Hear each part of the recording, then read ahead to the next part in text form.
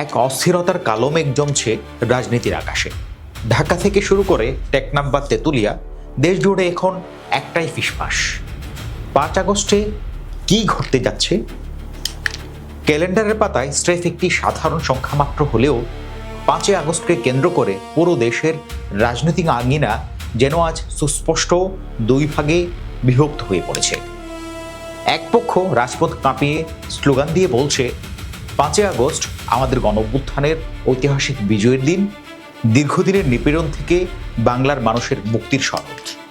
আরেক দল চশমার ফাঁক দিয়ে মুচকে হেসে গম্ভীর মুখে বলছে, আরে ধুর ভাই, বিজয়ের চেয়ে বড় কথা হলো এটা ছিল পচাগলা পুরনো ব্যবস্থার কবর দিয়ে একদম নতুন এক গণতন্ত্র পুনর্গঠনের শুভ সূচনা।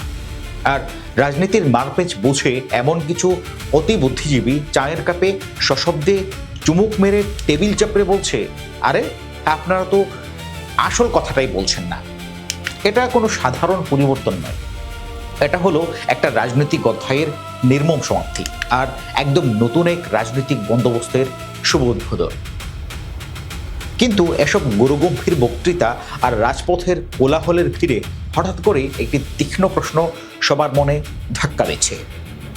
যেখানে বিভিন্ন রাজনৈতিক দল, বিশেষ করে জামায়াত নেতৃত্বাধীন জোট থেকে শুরু করে উদীয়মান নতুন রাজনৈতিক শক্তিগুলো এই আন্দোলনের দ্বিতীয় বার্ষিকী ঘিরে দেশজুড়ে মহাসমারোহে সমাবেশ, সেমিনার এবং শোভাযাত্রার কর্মসূচি পালন করছে, সেখানে এই নতুন রাজনৈতিক মেরুকরণের কেন্দ্রবিন্দুতে থাকা ক্ষমতাসীন বিএনপি তুলনামূলকভাবে এত কম দৃশ্যমান কেন?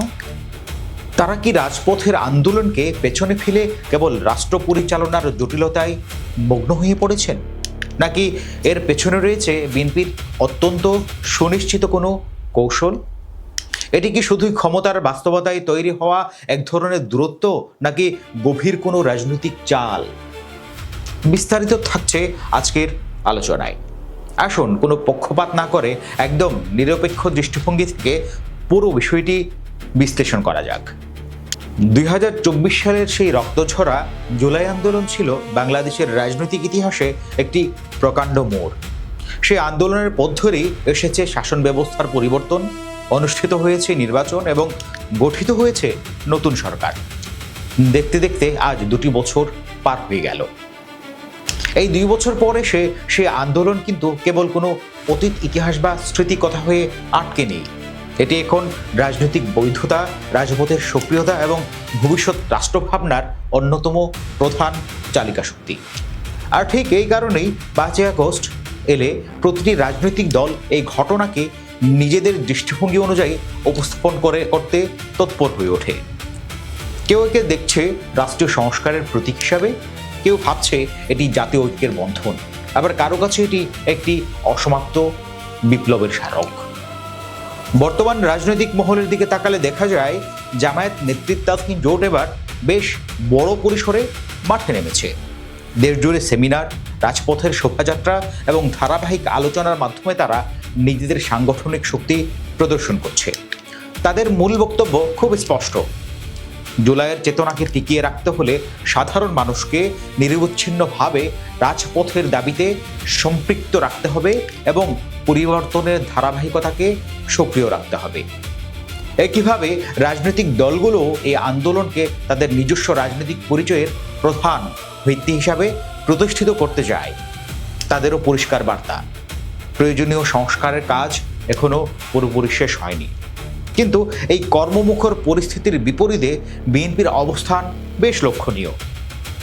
বিএনপি আনুষ্ঠানিকভাবে নানা স্মরণসভা এবং দলীয় কর্মসূচিতে অংশ নিলেও তাদের কর্মসূচির ধরন এবং ভাষার প্রকাশ অত্যন্ত সংযত ও পরিমিত।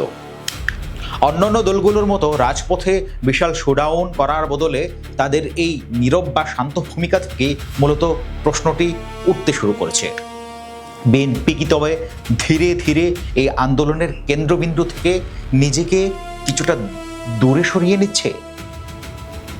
রাজনৈতিক বিশ্লেষকেরা অবশ্য বিএনপির এই তুলনামূলক কম দৃশ্যমানতার পেছনে কয়েকটি বাস্তবসম্মত ব্যাখ্যা খুঁজে পাচ্ছেন।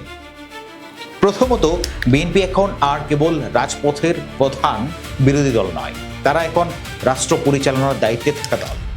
একটি বিরোধী দলের রাজপথ কেন্দ্রিক রাজনীতি আর সরকারের দায়িত্বে থাকা দলের কৌশলের মধ্যে বিরাট ব্যবধান থাকে।